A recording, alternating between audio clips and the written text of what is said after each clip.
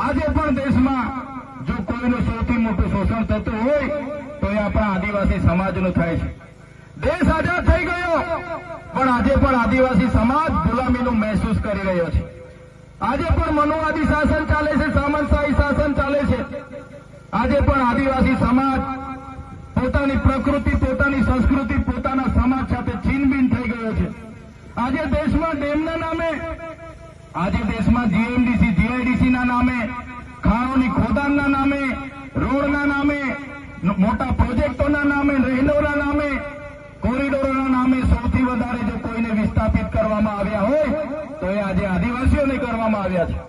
આજે દુઃખ સાથે કહેવું પડે છે, આજે દેશમાં 1,40,00,000 આદિવાસીઓ બેહાલ છે, બેઘર છે, બેબસ છે, જેમને વિસ્થાપિત કરી દેવામાં આવ્યા છે. પણ આજ દિન સુધી એ લોકોને એમનું વળતર, એમની જમીન સામેની જમીન કોઈ પણ પ્રકારની સરકારોએ સુવિધા નથી આપી. ત્યારે સાથીઓ, આજે આપણે વન અધિકાર અધિનિયમની વાત કરીએ છીએ. વન અધિકાર અધિનિયમ 2006માં બન્યો.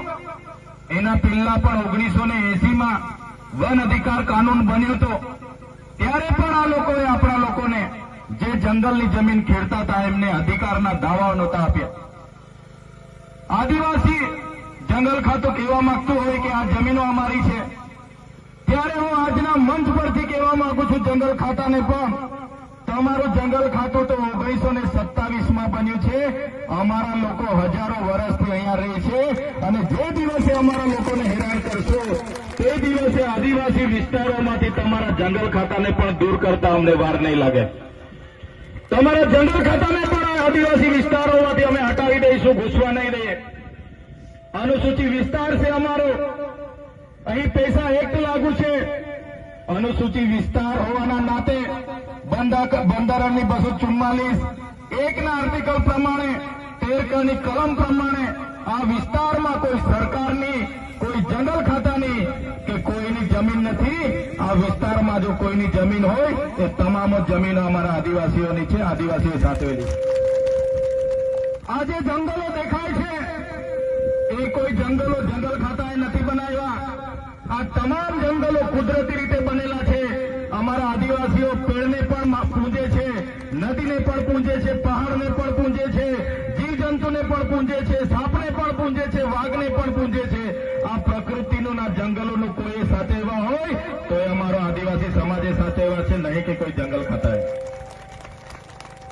ત્યારે 1980માં પણ આપણને દાવા હક નથી મળ્યા અને 2006માં જયારે કાનૂન બન્યો, એ કાનૂન અંતર્ગત પણ જે લોકો વર્ષોથી પોતાની પરંપરાગત રીતે ખેતી કરતા હતા, રહેઠાણો હતા, એમના નિયમ અંતર્ગત એમને જમીન આપવા માટે 2006ના અધિનિયમના કલમ 3માં પ્રકરણ 4 અને /5માં લખેલું છે, કોઈ પણ આદિવાસી પરંપરાગત રીતે રહેઠાણ કરે, ખેતી કરે, એને કોઈ પણ રીતે એને દૂર નહીં કરી શકાય, એનું દબાણ હટાવી નહીં શકાય.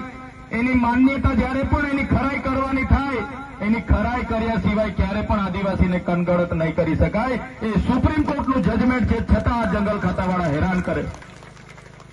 સાથીઓ, આપણે તૈયાર થવું પડશે કાયદાકીય રીતે પણ. અહીંયા ઘણા એડવોકેટ મિત્રો પણ હશે.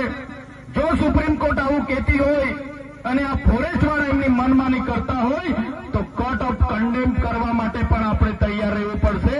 એ લોકોને કોર્ટમાં લઈ જવા માટે પણ તૈયાર રહેવું પડશે. આ વિસ્તારમાં 1968માં જયારે ઉકાઈ બાંધની બાંધવામાં આવ્યો, ઉકાઈ ડેમ બાંધવામાં આવ્યો, ત્યારે આ જ ગામોને વિસ્થાપિત કરીને આ વિસ્તારોમાં મૂકવામાં આવ્યા છે. આજ દિન સુધી જમીન સામેની જમીન નથી મળી. એક વ્યક્તિને સરકારી નોકરી આપવાની વાત હતી, મફત વીજળી આપવાની વાત હતી, મફત સિંચાઈનું પાણી આપવાની વાત હતી, છતાં પણ આજે આપણને મળ્યું નથી. ત્યારે આ દુઃખની વાત છે. ઉકાઈ ડેમ હોય, કાકરાપાળ હોય, નર્મદા ડેમ હોય કે કડાણા ડેમ હોય કે કરજણ ડેમ હોય, જે પણ મોટા મોટા પ્રોજેક્ટો આવે છે એમાં આદિવાસીઓ પોતાનું ખૂબ મોટું યોગદાન આપ્યું છે. છતાં આજે દેશમાં 80%